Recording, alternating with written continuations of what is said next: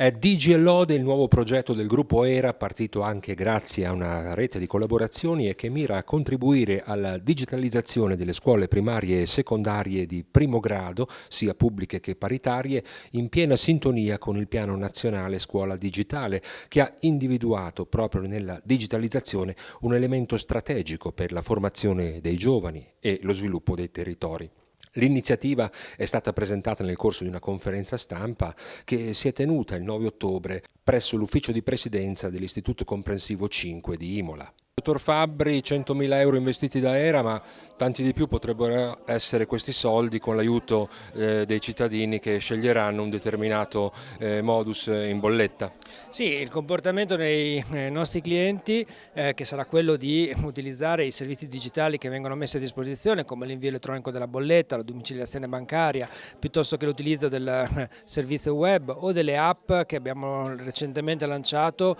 MyERA per l'utilizzo di tutti i servizi, o rifiutologo e acquologo, piuttosto che l'utilizzo di un sistema di check-up dei propri consumi energetici che aiuta i nostri clienti a capire dove stanno utilizzando l'energia e, perché no, capire come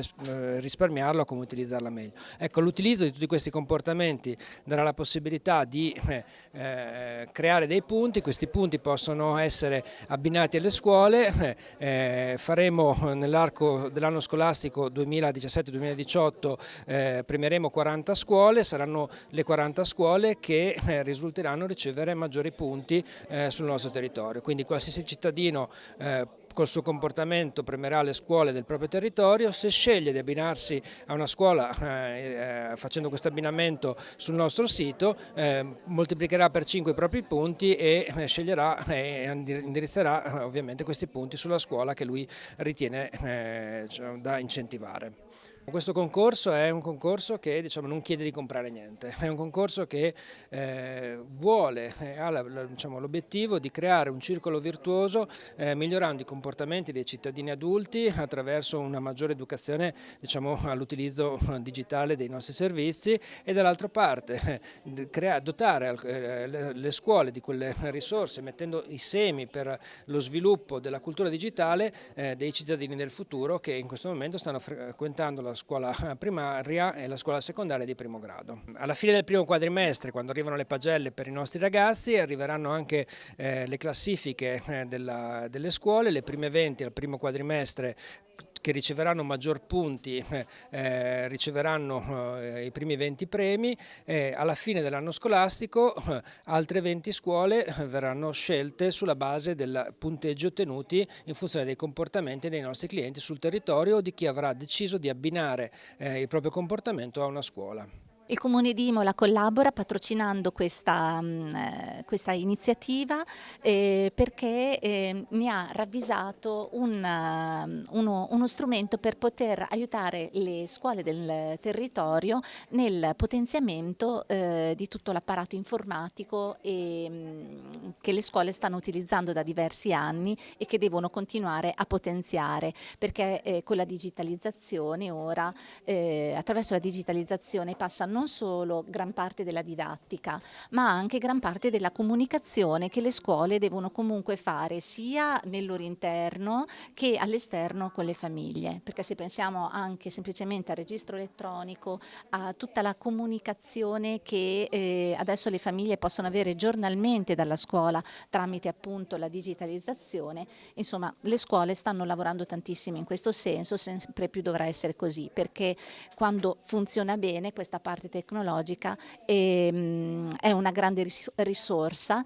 un grande risparmio e forma ed educa le nuove generazioni a quello che sarà anche il mondo futuro. Per cui abbiamo ravvisato in questo progetto di ERA, abbiamo visto che ERA ha capito, ha raccolto questa realtà e abbiamo apprezzato il fatto che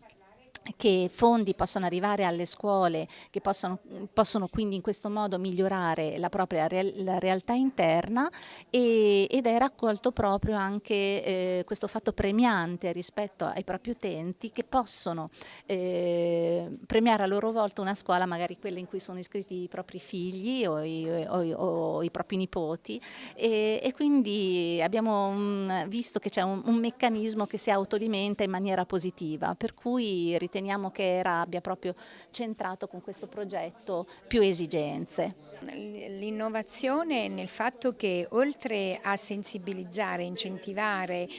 diciamo, i cittadini e i clienti ERA per l'utilizzo dei servizi online, questo permetterà l'associazione fatta alle scuole per un contributo che potrà essere utilizzato per la didattica digitale. Avete già avuto progetti che sposavano appunto l'innovazione con l'educazione e che tipo di risultati si possono conseguire? Bene, noi abbiamo avuto questi progetti, ultimamente abbiamo avuto dei laboratori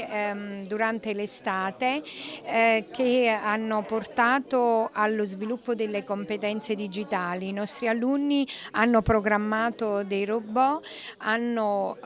quindi diciamo che è importantissimo perché questi fondi possono far sì che noi possiamo allestire ambienti di apprendimento che hanno come obiettivo lo sviluppo delle competenze digitali, ma con i fondi ricevuti da altri finanziamenti noi abbiamo per esempio allestito sale informatiche, abbiamo preso le LIM, stampanti digitali, tutti strumenti tecnologici che aiutano al successo formativo dei nostri allievi. Quali sono attualmente i progetti in campo nell'Istituto Comprensivo 5? Allora, i progetti sono il prosieguo di questi laboratori di programmazione digitale e altri progetti che porteranno, diciamo, allo sviluppo di competenze digitali. Attualmente stiamo programmando dei laboratori che partiranno nel mese di dicembre, dei laboratori che mirano al potenziamento e al recupero delle competenze di base, e anche per questi progetti pensiamo di utilizzare strumenti digitali che facilitano e stimolano l'apprendimento dei nostri allievi. Siamo l'azienda, una delle aziende dei servizi energetici con la maggior penetrazione di servizi digitali.